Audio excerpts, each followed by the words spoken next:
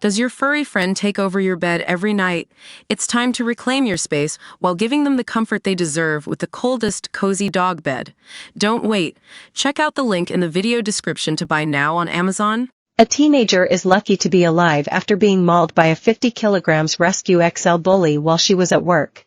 Galana Milner, 19, was working in an animal rescue center when dog Hugo lunged at her while she was changing his water bowl. The huge dog dragged her to the floor, mauling her chest and leg, and staff had to fight him off when he refused to unclamp his jaws. And despite being ragged for 5 minutes and needing emergency surgery on her wounds, Galana does not blame the dog. She is still working with animals and has a lifelong dream to work for the RSPCA. And she still believes the government ban on XL bullies is unfair, as it is not the dog's fault they are aggressive. Galana, from Wakefield, Yorkshire, said, "I'm lucky to be alive.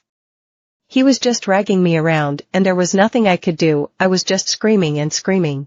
But, I don't agree with banning them if dogs have problems, it's because of past trauma or the way they've been treated by humans." Recalling the attack, she added, "I kept trying to get to the door.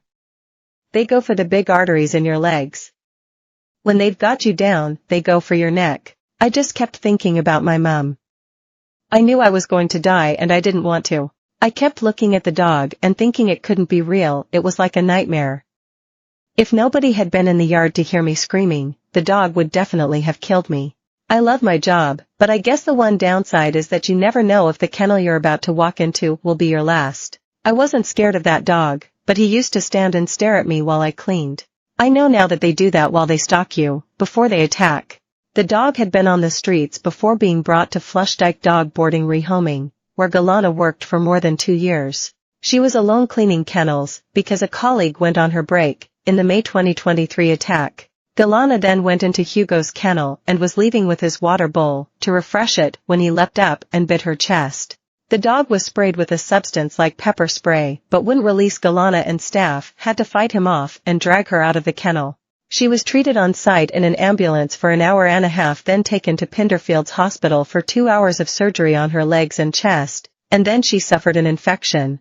She now has hypersensitivity in parts of her legs, so it hurts to be touched, and numbness in other areas. She's now starting a new job as a patient care assistant with a vet and is waiting for specialist counseling. But she went back to work a month after the attack, even though she was struggling to walk. She said, "I really wanted to be back at work. I've wanted to help dogs since I was 5 and I still want to be an RSPCA officer. I'm getting used to the pain and the scarring, but I don't think I'll recover fully. I still get dreams where the attack is happening a couple of nights a week. It's horrible, I wake up hyperventilating. I was in agony. I had to have so much morphine. I could have lost my legs because of the infection. I'm pretty strong, but I honestly don't know how I got up during the attack. XL bullies are really strong."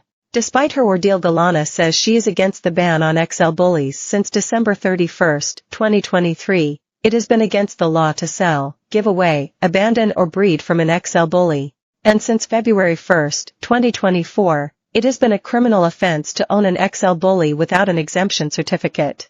Galana said, "They don't attack more than other dogs, but their attacks are life-threatening.